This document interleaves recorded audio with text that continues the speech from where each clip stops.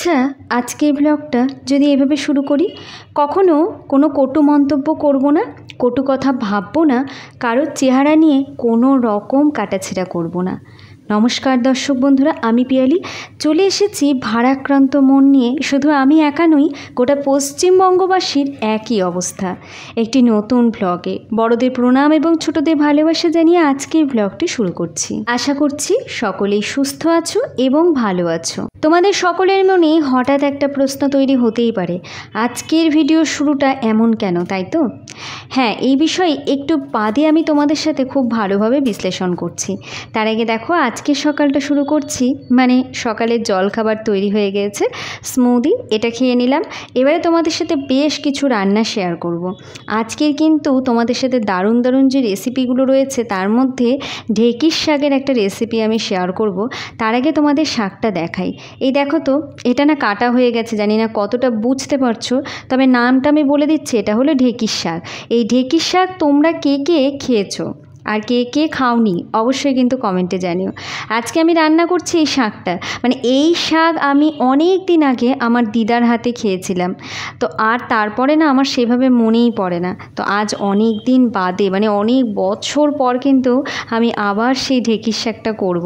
আর চেষ্টা করছি সেই যে দিদা যেইভাবে করে খাইয়েছিল সেইভাবে বানানোর। জানি মা, ঠাকুমা, দিদা এদের মতো যতই রাতবার চেষ্টা করি না কেন অসম্ভব, সেটা কখনোই সম্ভব না, তবুও চেষ্টা করছি। আর এখানে দেখো ডিম সেদ্ধ বসিয়ে দিয়েছি, তাতে সামান্য একটু লবণ আর লেবুটা দিয়েছি এই কারণে, এটা একটা টিপস তোমাদের সাথে শেয়ার করছি। সেদ্ধ করার সময় একটু লেবুর খোসা এবং লবণ দিলে ডিমের খোসাটা ছাড়ানোর সময় দেখবে খুব তাড়াতাড়ি কিন্তু খোলসটা সুন্দরভাবে আমরা ছাড়িয়ে নিতে পারবো, মানে কোনো রকম কোনো ডিম ভেঙে যাওয়া বা খোসার সাথে ডিম কিছুটা উঠে আসার এই সম্ভাবনাগুলো থাকে না। তো এই টিপসটা তোমরাও ফলো করতে পারো। আর এদিকে দেখো, আমি তোমাদের বললাম দিদার মতো করে ঢেঁকির শাক, ওই মানে একটু কালো জিরে আর একটু আলু টুকরো টুকরো করে কেটে নিয়েছিলাম, সেটা একটু লবণ হলুদ দিয়ে লঙ্কা ফোড়ন দিয়ে প্রথমে ভেজে নিয়েছি, তারপরে শাকটা যে আগে থেকে ধুয়ে পরিষ্কার করে রেখেছিলাম সেটা দিয়ে দিলাম। এবারে ঢেকে রেখে দিতে হবে, বেশ খানিকক্ষণ বাদে ঢাকা সরিয়ে নেড়ে চেড়ে নামিয়ে নিলেই তৈরি ঢেঁকির শাক। তোমরা এইভাবে কে কে ঢেঁকির শাক গরম গরম ভাতের সাথে ট্রাই করেছো অবশ্যই কিন্তু জানিও। এবারে তৈরি করছি আলু সয়াবিনের তরকারি।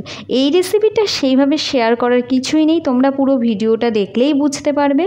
এখন আমি তোমাদের ভিডিও শুরুতেই বলেছিলাম যে যেই বিষয়ে আজকে একটু আলোচনা করব, তাহলে চলো আর দেরি না করে সেই প্রসঙ্গেই একটু কথা বলি। আসলে যেদিন থেকে ওই 9 তারিখের ঘটনাটা সামনে এসেছে সেদিন থেকেই ভেতর থেকে ভীষণভাবে ডিস্টার্ব ফিল করছি।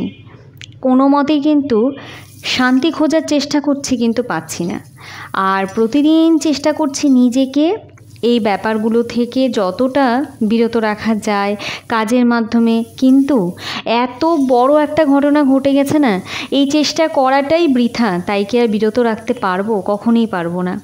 কারণ এই প্রতিবাদ এবং এই ঘটনাটা ওই একটি মেয়ে বা ওই পরিবারটির সঙ্গে ঘটেনি, এটা কিন্তু আমাদের সকলের সাথে আজ হোক কাল হোক ঘটতে পারে। তাই প্রতিবাদটা আমাদের সকলের মনে হয় একসাথেই করা উচিত। আসলে না, কত ঘটনা যে আমাদের চারপাশে ঘটে যাচ্ছে, কিছু সামনে আসে, কিছু আড়ালেই থেকে যায়। আর প্রতিবাদ তো সেভাবে কখনোই একসাথে মনে হয় না করা হয়।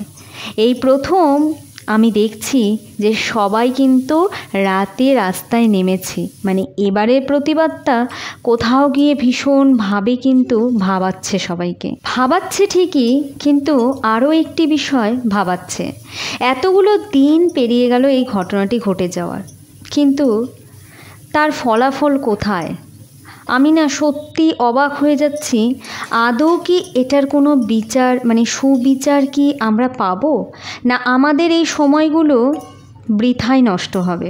জানি না। প্রশ্নটা আমার সকলের কাছে রয়েছে। তোমরা যারা এই ভিডিওটা দেখছো অবশ্যই তোমরা তোমাদের মনের অবস্থাটাও আমার সাথে কমেন্ট বক্সে শেয়ার করো।